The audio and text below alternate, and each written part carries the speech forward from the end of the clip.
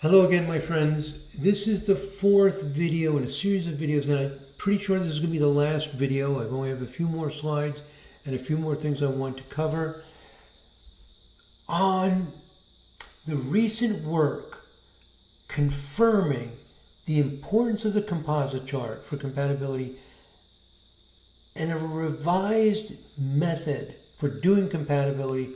And the key thing about this revised method is to always look at the composite chart of the Venus vibes.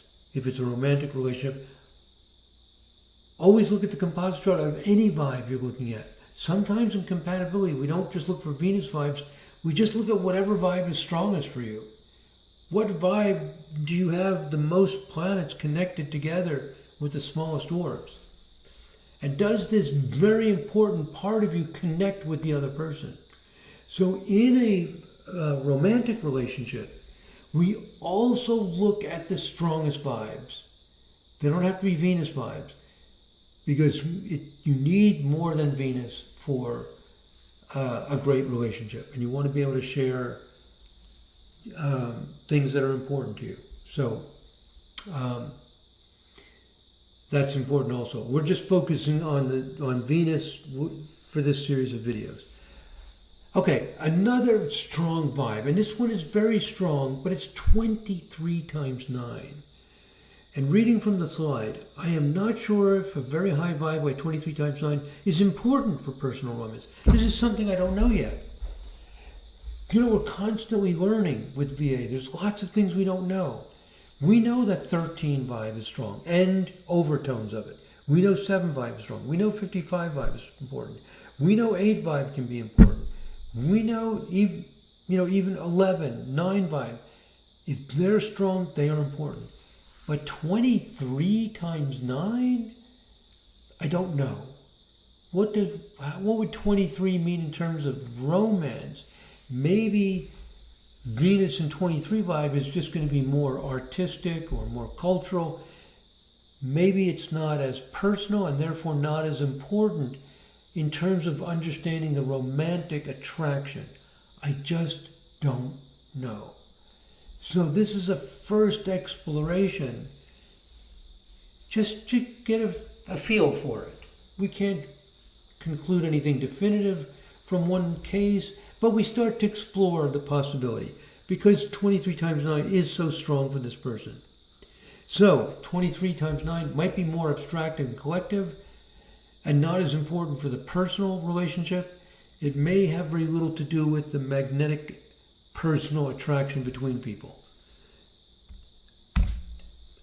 But let's see why 23 times 9 vibe, in other words 207, is so important for person B. You have person B in the inner ring, and what we're seeing is that this person has a Venus-Uranus conjunction with a 1 degree orb. Excuse me.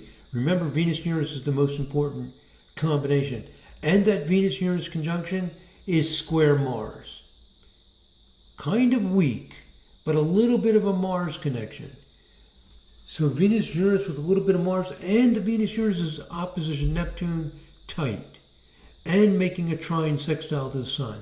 So it's a very tight Venus-Uranus-Neptune, and also making trine sextile the Sun, and also Mars getting involved a little bit. That is a Venus vibe. The only question is, how relevant is it to personal attraction between people? If it's not relevant to personal attraction, it will still be good for the relationship because we need more than personal attraction. Maybe having Venus in a vibe like this helps extend the Venusian quality outside of just the personal attraction.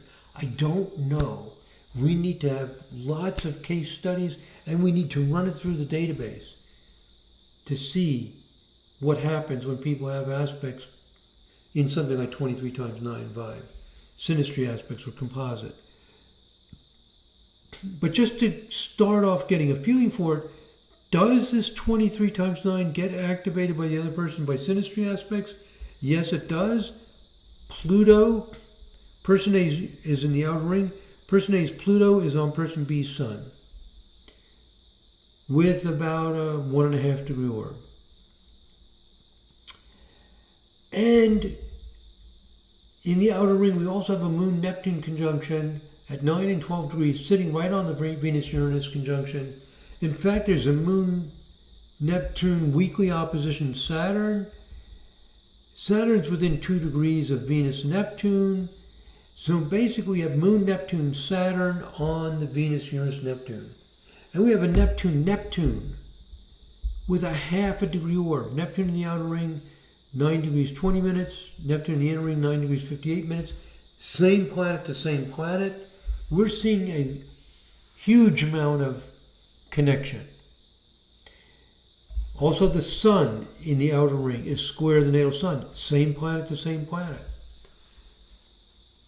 So there is activation going on here. I don't know what it means. Perhaps it indicates something like feeling that the relationship is a life-changing choice. 23 has to do with choices. And this might accentuate the feeling that they've chosen each other, that they've made this choice. And 9 is soft and nurturing, so might give an acute sense of almost like a responsibility that they've chosen each other and don't take each other for granted. Might be what 23 vibe would do. We're just beginning to tiptoe into some of these higher vibes and how they would possibly be related in this kind of relationship.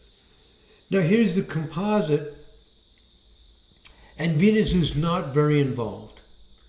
It's making this dashed line aspect 16 vibe to Mercury, it's conjunct the Sun, very little.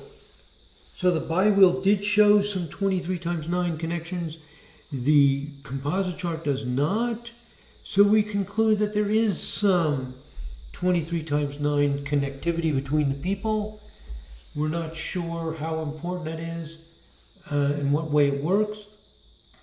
I'm suspecting that it's adding another flavor, another tone quality, which is helpful. By itself, it's not enough to make a strong, powerful, magnetic attraction. That's my guess. We need to do more work, more research to find out. So, conclusions. What have we concluded from all this? 4 videos. Number 1, the composite chart is powerful. The research we did on databases showed that the composite chart is more important than the synastry aspects. It's more important than comparing the zodiac signs. And our application of that idea with clients confirms it. Because what we've seen in this compatibility makes sense to the clients. Number 2, I'm showing you one example of looking at the composite chart of Venus vibes or any vibration that's strong between people. I've been doing this with lots of people, not just this one. So I'm just showing this as an example, and it suggests very consistently that this is an important thing to do. We need to look at the composite chart of the strong vibrational charts. So we need to look at the composite chart as well as the synastry aspects. That's getting more and more clearly established as we work with this. Number 3, at some point we want to test this theory that the strongest vibes